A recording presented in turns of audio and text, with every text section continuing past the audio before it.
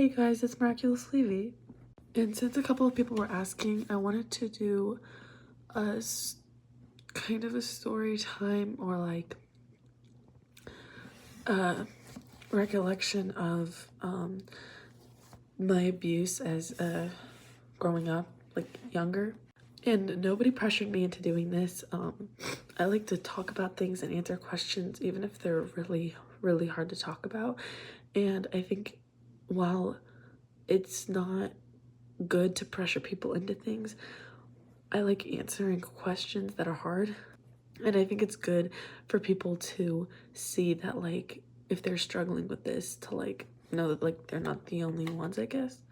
So disclaimer, I am going to be talking about abuse in here. I'm not going to get super graphic, obviously, but I'm going to be talking about events that can definitely be sensitive to some people. So if you're not into that kind of stuff, I suggest that you scroll away now and don't feel bad about it. So from the time I was 6 to the time I was 12, I was sexually abused by my older brother, and he's 7 years older than me. I don't really like saying his name because it's just hard for me to talk about that part of it. And I really can't go into deep detail about it without really breaking down, which I'm just not going to do that because it's like, it's weird. Not weird, but I just can't really talk about it very well. Not that I don't want to, I just can't really as well without breaking down or getting too upset.